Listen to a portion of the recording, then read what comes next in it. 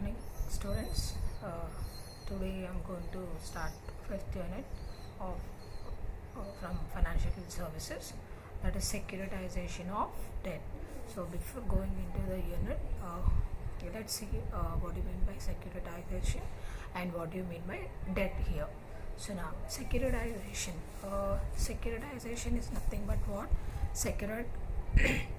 Securitization of debt or asset refers to the process of liquidating the liquid and long-term assets like loans and receivables of financial institutions like banks by issuing marketable securities against them. In other words, it is a technique by which a long-term, non-negotiable and high-valued financial assets like hire purchase is converted into securities of small values which can be tradable in the market just like shares. So now here securitization of debt is nothing but what he's telling that it refers to the process of liquidating the liquid and long-term assets like loans and receivables of financial institutions like banks by issuing marketable securities against them. So marketable securities are nothing but what? So whenever you have more profits in business or in the organization, so you want to convert that amount into that liquidity into the marketable securities. That is, marketable securities are nothing but what? You want to invest such an amount into the stock market. So stock market is going to give you the securitization for your things, whatever you are going to invest into that particular organization. So you can invest such an amount into the BSE or NSE, that is Bombay Stock Exchange and National Stock Exchange. So now here if that particular person wants securitization for the particular amount, so what they are going to do, they are going to convert that particular amount into the small value, and that small value will be invested into the share market. So now here if you are going to invest such an amount into the share market, that is if you want to do the trading, so now for that the company is going to take the responsibility of your shares, whatever you are going to invest into that particular organization. So now here whatever the things are going to be happen, whether it may be a loss, it may be a profit for the day, the company is going to take care of everything. So just you are going to invest such an amount into the business, so whatever the shares you are going to invest into that particular share market, for that you are going to get the security, so that whatever the company is going to take care of will be whatever the things are to be converted into marketable securities will be known as securitization of debt. Debt is nothing but what? Like this type of an appu, right?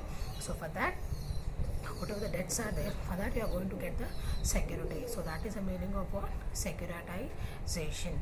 So now let's see what exactly the meaning of securitization of debt.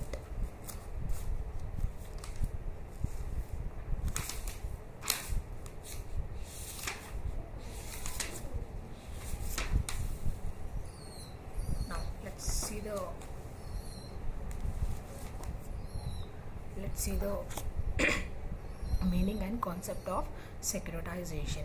Securitization of debt assets refers to the process of liquidating the liquidity and long-term assets like loans and receivables of financial institutions like bank by issuing marketable securities against them. So same thing whatever I have explained in the before one, so same thing will be there in the meaning. So like I told you, whatever the things are there that you are going to convert into marketable securities, and that it's a technique by which long term and non-negotiable and high value financial assets like higher purchase is converted into securities of small value. So whatever the higher purchases are there, that will be converted into the small value which can be easily traded in the share market. So for the trading purpose, this securitization of debt will be used, and for that you will be having whether security for your debts, whatever you are going to invest into such a market. So that is the meaning of securitization of debt. I hope you all understood the topic, what do you mean by securitization of debt. And let's say the definition of this. A careful structured process whereby loans and other receivables are packaged, underwritten and sold in the form of assets backed security. So whatever the assets are there, that loans and receivables that will be there in your business, so that loans and receivables are packaged and underwritten and sold in the form of assets. So whatever the loans and receivables are there, that will be underwritten and sold in the form of assets. Form of assets will be known as securitization of debt. Now we'll see the structure securities versus conventional securities. So let's see what is structured securities and conventional securities. Securitization is basically structured financial transaction. So here the structured securities will be included the financial transactions. It envisages the issue of securities against all liquid assets, and such securities are really structured securities. So now whatever the structure you are going to form for the financial transactions, that will be called as structured securities. So for that you will be having particular structure. So suppose like take the example of like balance sheet. So the balance sheet will be in the structured form, right? It should be like it will be having some format. You cannot prepare a balance sheet like that only. So for that you will be having one structure that is called as format. So whatever the financial transactions that you are going to make in a structured way is known as structured securities. And it is so because they are backed by the value of underlying financial assets and the credit support of the third party also.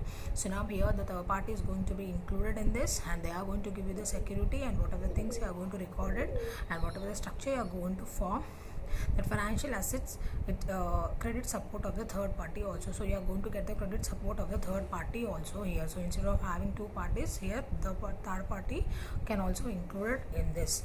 At this stage, one should not confuse such structured securities with conventional securities like bonds, debentures, etc. They differ from each other in the following respects. So now here they should not confuse while making the structured securities while making the conventional securities. So here structured securities will involve what? It is going to involve the financial transaction, whereas conventional securities are going to involve what? The bonds and debentures. So bonds are nothing but what? For the particular things, whatever you're going to write the like surety will be known as bond here. So debenture is nothing but what? It is a long-term liability. So these are the things which are included in the structured securities and conventional securities. What are the things will be involved in this? Let's see here. First point, source of repayment, structure, nature. So these three things will be included in the structure versus conventional security. Let's see source of repayment. In a case of conventional securities, the primary source of repayment is the earning power and cash flow of the issuing company. So here the under conventional securities, the two things will be involved, that is earning power and cash flow. So earning power is nothing but what? So based upon your business, based upon your reputation in the market, your earning power will be there in the market, and that should have a cash flow. That cash flow is nothing but what? Whatever the profits you are going to make as a cash will be known as cash flow here of the issuing company. So issuing company is nothing but what? From where you are going to get the things, that will be called as issuing company. And but under securitization, the issuing company is completely free from this botheration, since the burden of repayment is shifted to a pool of assets or to a third party. Here see, under conventional securities, the things will be taken care of by the issuing company, and here under the structured securitization, structured security, here they are not going to bother anything. The issuing company is not going to bother anything. The third party is going to take care of everything here. So now here that is the difference we will be having. So what are the differences? Under conventional things, the issuing company is going to take care of everything. Under structured security, the third party is going to take care of the things which are there in the particular business. So that is regarding the source of repayment. And the next one is, let's see the structure. Under securitization, the securities may be structured in such a way so as to achieve a desired level of risk and desired level of rating depend upon the type and amount of assets pooled. So it will completely depend upon the type of assets which you are going to pool, like which you are going to take into your company. So what type of assets you are taking, what are the things that will be having. So everything whatever you are going to pool, that will be completely on the type of assets which you are going to pool from outside. Such a choice is not available in the case of conventional securities. So you don't have any choice under conventional securities. So whatever the things are there, that you have to accept it and you have to take care of regarding that particular securities whatever you're having under conventional securities. And the last one is nature. In fact, these structured securities are basically derivative of the traditional debt instruments. So derivative, so whatever the things are there, that should be followed by the derivative of the traditional debt instruments. Of course, the credit standing of these securities is well supported by pool of assets or by guarantee or by both. So here the third party is going to give the guarantee for that particular things whatever are there in that particular securitization, but where in the conventional it is a traditional debt instrument. So derivatives will be followed in that. So whatever the derivatives are going to given, that they have to follow, but under this it will be different in the case of securitization. So this is regarding structured securities versus conventional securities. Now I'm going to discuss the next topic in the next video.